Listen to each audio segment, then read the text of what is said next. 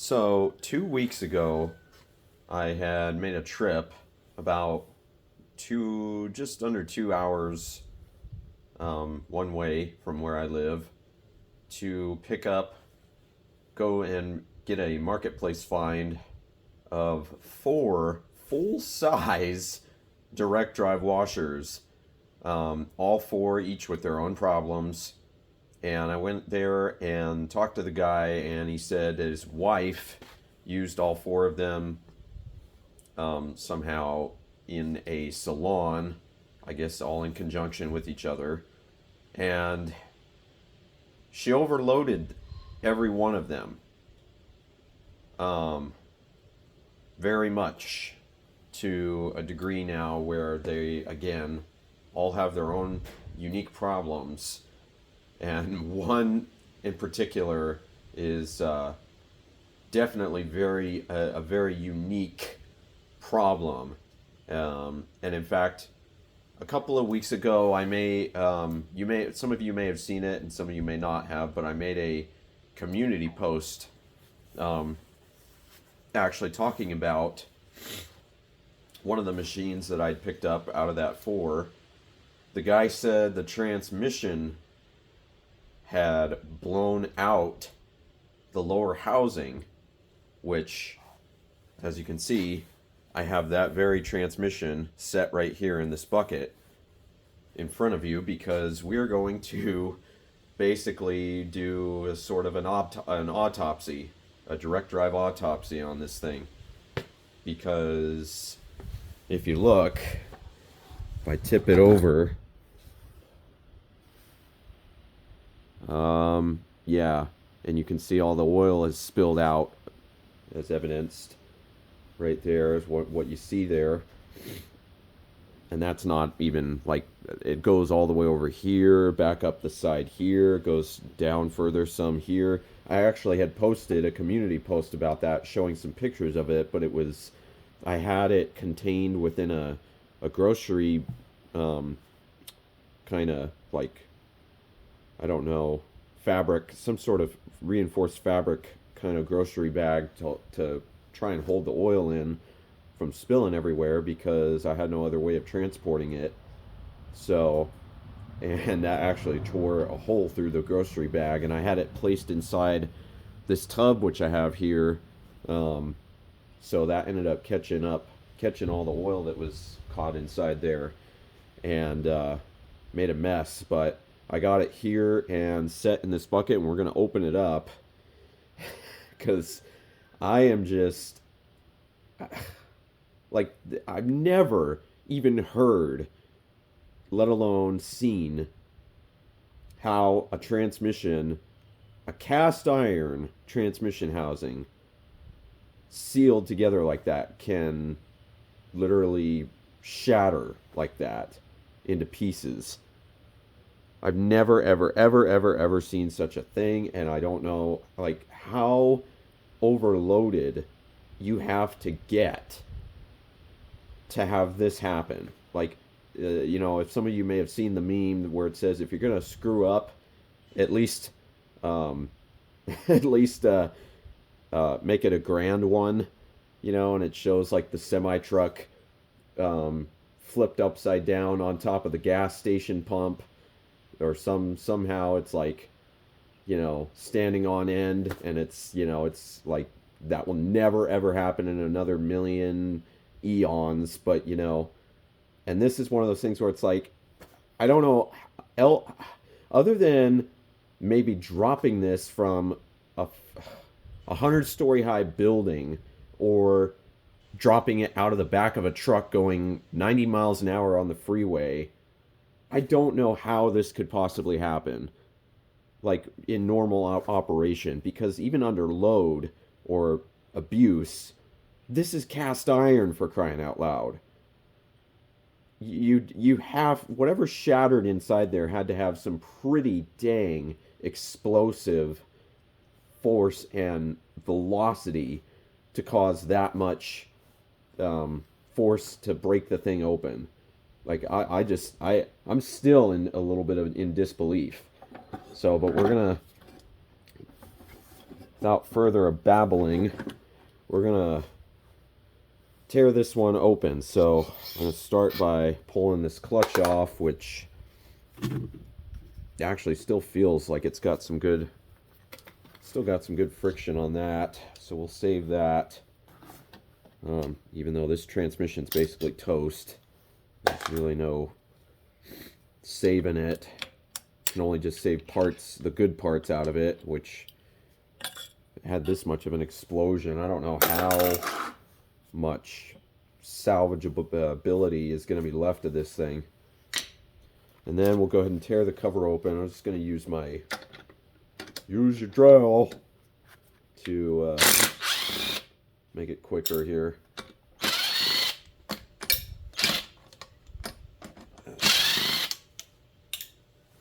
Got my container there to hold the parts.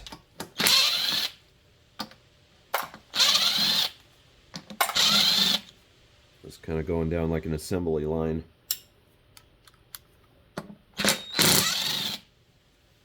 And I'll bet, since I unscrewed this now, as soon as I pull this cover off, those parts are probably, the pieces of that housing are probably going to fall down.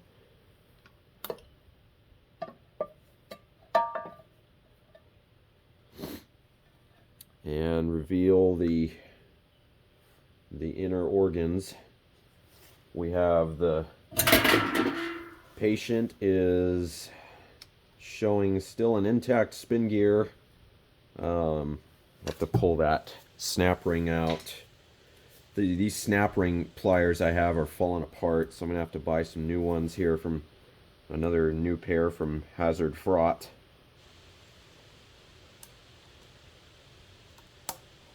I'll have to I have to kind of keep two hands on this to keep it in order here. Actually, I'll separate the clutch from that so it doesn't get all oily from these transmission parts. Screws in there as well, because that clutch is still salvageable. Pull this spin gear out. That still looks like it's, you know, it's fine maybe. I don't know if it could actually still be used in another transmission or not, but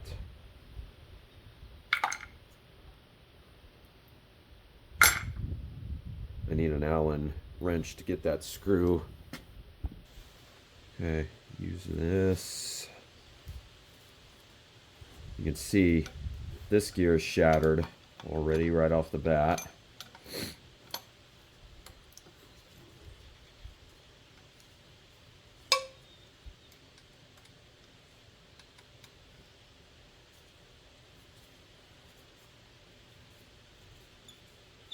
No, that's not the right way to have the Allen key in, but there's a plate. I'm surprised that actually still looks like it's in one piece and not bent or anything.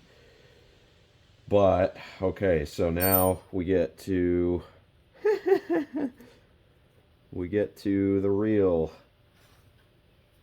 carnage here.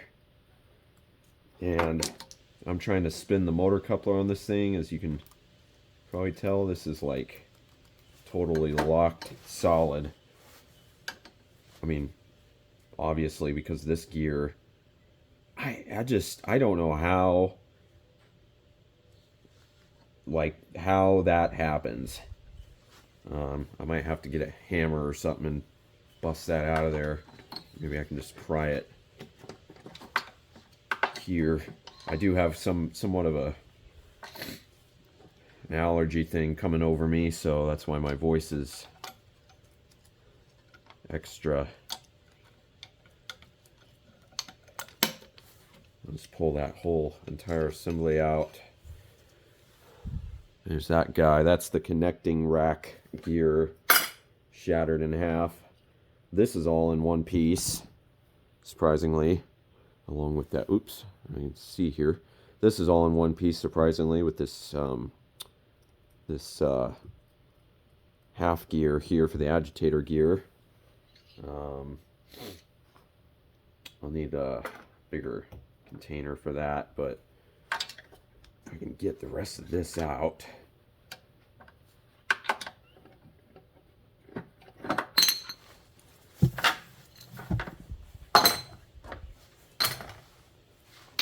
Let's see. I'm gonna probably. I don't.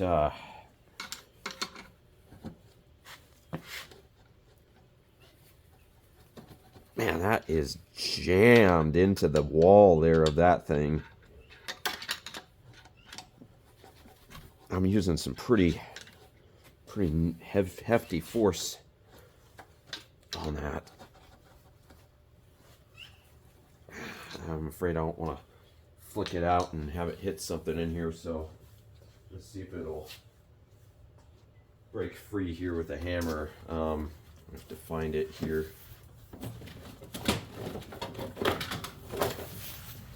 So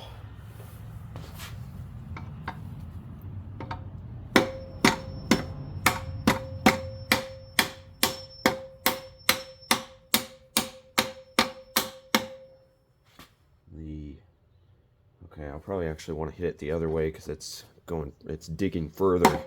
Hitting it that way.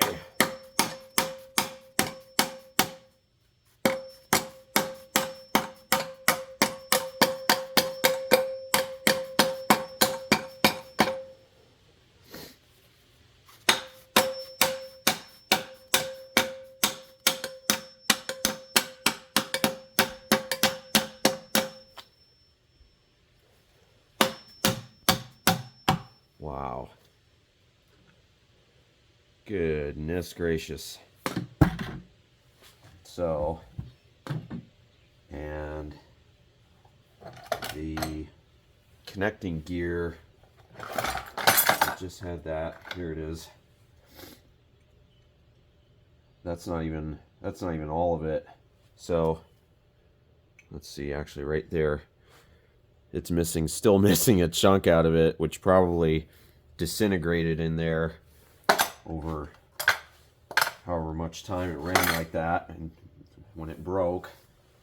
Just have to leave that in the tub for now, which that is the same tub for this that same machine that this transmission came out of. So here is the shift actuator fork. That's surprisingly still in okay shape. It's still flat and got it's doing all right. And then here's the half moon, whatever you want to call it. I call it that because of the half moon, crescent, whatever. It's not a half moon technically, it's just a crescent, but yeah, the teeth are still fine on that. Still in one piece, but I have, dinged it up with the hammer, obviously, as you can see now. So, and that's probably got all metal shavings in there from the rest of that gear. There's a ball down in there too, I'll have to pick up, but yeah, otherwise, oh, there's the missing piece of that connecting gear. So so probably what I surmise happened is that connecting gear, the one that shattered in half, probably busted first in there from, again, overloaded, being, too heavily abused and stuff. And then obviously, as you saw from the end of that gear digging into the to the wall here of this housing, probably it spun around or freewheeled enough in there that it actually put enough force on this housing to bust it open like that, which I don't know how possibly it could have ran like that without stalling the motor out like that, but I guess it, if it does that enough times with force, it's gonna have enough torque to come back and make enough iterations until it finally just blows completely. So I seriously wish I could have had the camera going on this thing when that happened. That's one of those things where it's like, we'll never know exactly how that played out. But I mean, the evidence speaks for itself. We have the autopsy; it is confirmed. Patient is declared.